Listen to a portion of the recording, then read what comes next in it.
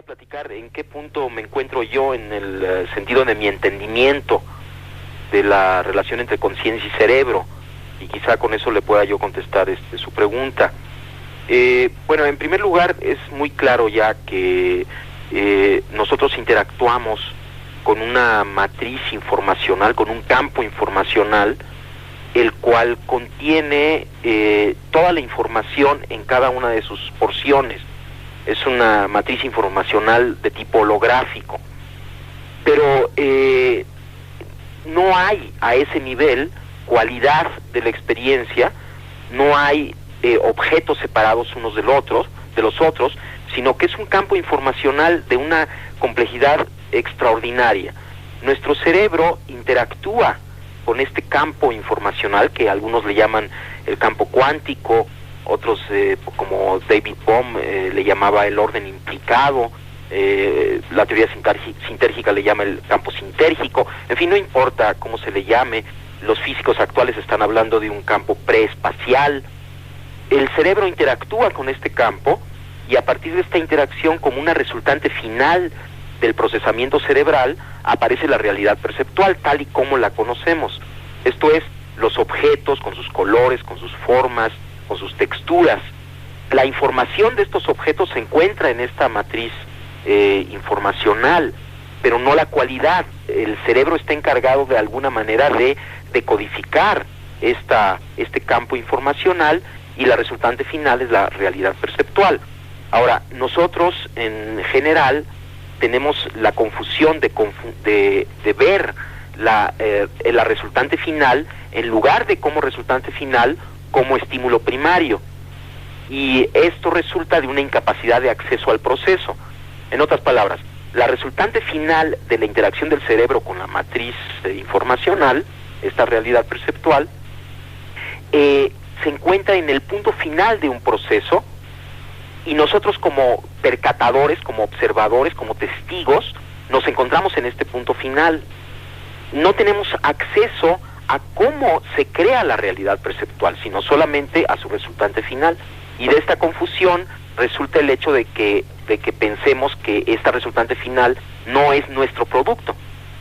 Ahora, desde este punto de vista, la capacidad cerebral ya a este nivel, o sea, esta impresionante decodificación que hace el cerebro de la matriz informacional para dar lugar a la realidad perceptual, ya es algo que ni siquiera alcanzamos a entender cómo hace el cerebro para lograr este portento, este milagro de la realidad común y corriente, de lo que vemos como una imagen visual, de lo que oímos como un sonido. Son tantas las operaciones cerebrales que se requieren para lograr este verdadero milagro, que es la realidad cotidiana, que yo ya desde ahí me atrevería a decir que estamos ante un mecanismo, el cerebro humano, con capacidades prácticamente ilimitadas.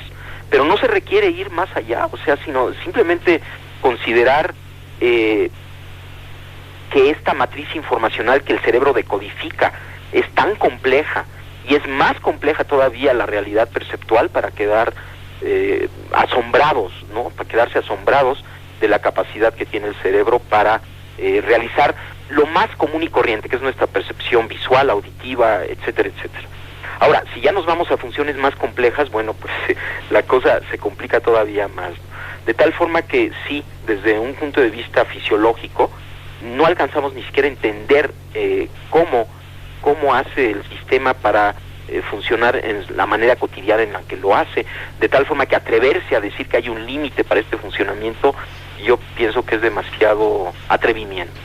Evidentemente, los trabajos de Jacobo Grinberg, lo más importante quizá, están dedicados a estudiar a los chamanes mexicanos. ¿Cuáles son las experiencias de chamanes que más le han impresionado?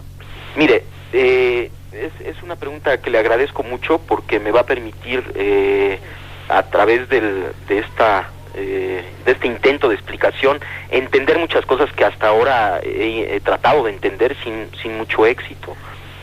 A mí lo que más me ha asombrado de todo el estudio que he hecho de los chamanes de México es que estos personajes extraordinarios funcionan o parecen funcionar en una realidad que no tiene pasos intermedios, en donde no hay proceso. Por ejemplo, Pachita es uno de los casos más asombrosos que yo pude atestiguar. Yo trabajé con ella varios meses. Pachita venía un paciente a verla, por ejemplo, alguien que tenía un problema pulmonar, y entonces si ella decidía, de alguna manera podía percibir directamente lo que le sucedía al paciente y lo que el paciente requería para mejorar. Si el paciente necesitaba, ella hacía una operación en donde extraía los pulmones enfermos e injertaba pulmones sanos. Ahora, esto es inconcebible. Vamos, la cirugía actual ya empieza a hacer este tipo de operaciones, pero la forma en la que Pachita hacía estas operaciones era con prácticamente las manos vacías. El único instrumento que utilizaba era un cuchillo de monte, muy burdo, muy grande, y además las operaciones eran realizadas en minutos, era casi instantáneo, ¿no? Lo que se hacía. Y yo cada vez que veía esto y otras operaciones que están descritas en este libro que usted acaba de mencionar, me asombraba cada vez más de la inexistencia de pasos intermedios. Esto es, Pachita sacaba el pulmón enfermo, injertaba el otro pulmón y listo. De alguna manera todo quedaba arreglado, como si no hubiera necesidad de una serie de procesos que normalmente uno supone que deben de ocurrir para la interconexión de los órganos injertados. Y al preguntarle al Pachita qué pasaba, cómo es que hacía este portento, ella decía que el proceso simplemente ocurría así. No solamente operaciones de pulmón, sino de corazón, de cerebro, cosas verdaderamente extraordinarias, siempre tenían esta característica en donde parecería que Pachita estaba localizada como ser sentiente, como ser sensible, en un nivel de la realidad en donde lo que ella deseaba ocurría. No había ningún mecanismo aparente, ¿no?, entre su deseo y la realización del deseo. Y su deseo, si su deseo era materializar un objeto, el objeto aparecía mágicamente de la nada, o si su deseo era desaparecerlo, también ocurría. Esto era lo más asombroso. Y a mí, a lo que me ha llevado después de muchos años de reflexión, este portento, ¿no?, que hacía Pachita, y otras cosas que han hecho otros chamanes, que sería muy largo de platicar. Esto lo he publicado en México en 7 volúmenes que se llaman Los Chamanes de México. En general, ellos, aunque ningún chamán que yo conocí llegó al nivel de Pachita, todos los chamanes, por ejemplo Don Panchito, un chamán maya, tenía esta misma característica de estar localizado en un nivel de conciencia directo que se manifestaba en su sensibilidad portentosa, ¿no?, en su capacidad de decodificar información en forma pues directa, yo pensaría. Ahora, yo he tratado de explicar esto en muchas formas y la verdad es que no he tenido mucho éxito, y lo último que he pensado, que le voy a platicar, es lo que más se acerca, de acuerdo con mis ideas, a un posible entendimiento de lo que sucedía. Decía antes que el cerebro, al interactuar con este campo informacional preespacial, como resultante final, crea la realidad perceptual. Ahora, lo que yo he pensado es que esta realidad que se crea, que es el producto final de un proceso cerebral, una vez creada, tiene una existencia real. Esto es, lo que estamos viendo, los colores, las formas, existen en el nivel en este nivel que estoy mencionando. O sea, son al mismo tiempo un producto final de un procesamiento, pero ya que está esto, tienen existencia real, pero existen como conciencia, no existen como materia, sino existen como conciencia. De acuerdo con esta idea, Pachita estaba localizada en esta conciencia directamente, ya en la creación, ya no había proceso, y las leyes de esta conciencia que llamamos mundo, que llamamos objetos, que en realidad es pura conciencia, de alguna manera ella las manejaba, y en este nivel no hay pasos intermedios, puesto que todo es conciencia, puesto que aún los objetos que percibimos son esta resultante final, son parte de la conciencia. Entonces, si uno está totalmente localizado ahí, si uno no tiene ninguna duda acerca de que la realidad es ese nivel, entonces uno simplemente funciona en ese nivel con las leyes de ese nivel. De tal forma que esto es lo que yo estoy empezando a concluir después de 15 años, ¿no?, de estar pensando acerca de y tratando de explicarme qué es lo que sucedía con Pachita. Y si se fija, la explicación es de lo más sencilla que hay y al mismo tiempo de lo más complejo, como creo lo que tiene más valor, ¿no?, que es al mismo tiempo muy simple, muy sencillo, pero al mismo tiempo muy complejo. Quizás su teoría sintérgica sea el puente perfecto para entender la realidad entre el universo cuántico subatómico y el orden implicado de David Bohm. Exactamente.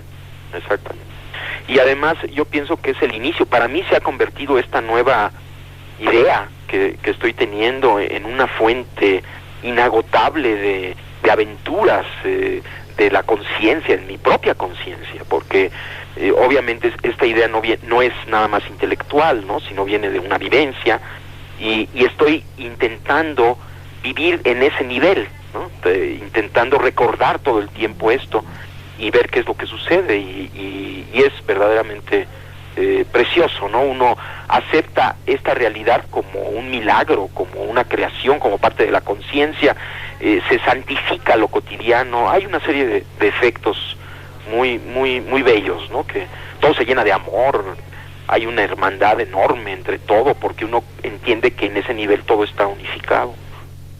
Los estudios realizados a chamanes como Rodolfo Flores, que estuvo en nuestro programa, recordarán nuestros oyentes antes de verano, unen la ciencia con la unidad espiritual de conciencia que ellos perciben.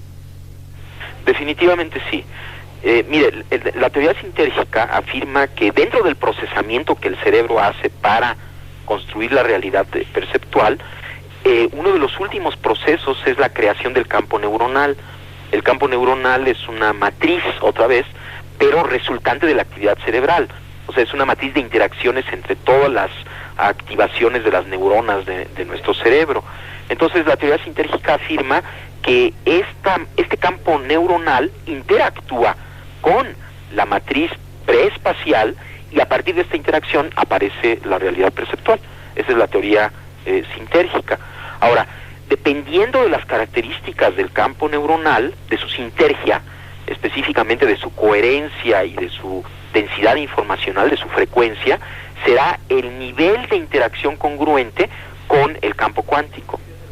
Se puede predecir o hipotetizar que una persona con un gran desarrollo debería poseer un campo neuronal de alta sintergia, esto es, muy coherente, muy equilibrado, pero funcionando en alta frecuencia, y que esto le permitiría interactuar con un nivel más básico que un campo neuronal de menor sintergia.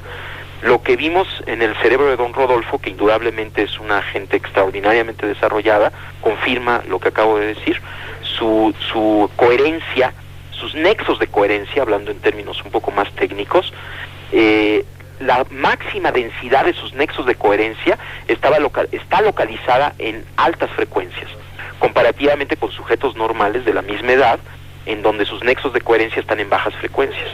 De tal forma que la evidencia que estamos obteniendo a nivel de laboratorio está confirmando la teoría sintérgica y avalando todas estas ideas que he mencionado. Los estudios, como decimos, han sido muy complejos, muy largos, han sido muchos años dedicando Jacobo Grinberg a los chamanes, a la interacción del mente con la materia. ¿En qué momento de sus investigaciones se encuentra? Estoy entendiendo esta realidad como conciencia, ¿no? Toda la realidad que percibimos como conciencia, y estoy en este punto intentando no olvidarme de esto, refrescándome en cada momento, ¿no?, en esta visión, y pues bueno, sigo en el laboratorio y voy a seguir porque hay muchísimas cosas que hacer, muchas hipótesis que probar. Por ejemplo, en este momento vamos a iniciar estamos pidiendo fondos porque esto va a salir muy caro y no tenemos los fondos, pero esperamos que alguna organización nos ayude a estudiar si existen interacciones directas entre el cerebro de delfines y del ser humano, de tal forma de poder tener evidencias experimentales acerca de no solamente la existencia de interacciones entre cerebros humanos, que ya tenemos suficiente evidencia, aunque seguimos en este campo, sino si existen interacciones entre el ser humano y otras especies, que la hipótesis, la predicción es que sí existen, que existe una unidad de todos los seres. Esa es una cosa que estamos iniciando. Otra cosa es que estamos esperando una profesora de la India, una colega, que está muy interesada en el estudio del potencial transferido, de la interacción cerebro a cerebro, pero ahora vamos a intentar hacer un experimento a larga distancia entre la India y México, y ella va a estar 3 meses en el laboratorio para pues quedar de acuerdo, entrenarnos ambos, tener toda una metodología, y vamos a ver si podemos hacer el experimento de potencial transferido entre India y México. Esto es muy importante porque una de las consideraciones del punto de vista que le acabo de mencionar es que ya como conciencia existen leyes particulares de la conciencia que no necesariamente son las leyes que conocemos o que conoce la ciencia física, y aunque en este punto hay un acuerdo, podría haber un acuerdo, y una de las leyes de la conciencia es la no localidad, que sí se observa en partículas elementales. La paradoja Einstein-Podolsky-Rosen indica que entre partículas elementales hay efectos de interacción no local. ¿Qué quiere decir interacción no local? Quiere decir que existen interacciones instantáneas a distancia, que no pueden ser explicadas por la teoría de la relatividad ni por ningún sistema de información que mande información de una partícula a la otra, sino solo si consideramos que en un nivel existe una unidad. Entonces, bueno, estamos trabajando duro, hay todo un equipo de colaboradores que están muy entusiasmados, ¿no?, trabajando en el laboratorio, y estamos empezando a preparar un nuevo libro. De hecho, bueno, en México apareció un libro que se llama El Yo como Idea. Una porción de este libro, espero que ya haya aparecido en España como El Sabor de la Iluminación, de Editorial Sirio. No sé, creo que ya debe de haber salido, y estamos preparando un nuevo libro, ya es un libro coeditado, que se va a llamar La realidad como conciencia y la conciencia como realidad, en donde se van a manejar todas estas ideas de la realidad como conciencia, pero al mismo tiempo como producto final de un procesamiento, y la conciencia como realidad. De tal forma que hay pues muchas cosas que hacer, gracias a Dios, mucha curiosidad, ¿no?, por seguir avanzando, y con mucho agradecimiento por todo lo que está sucediendo.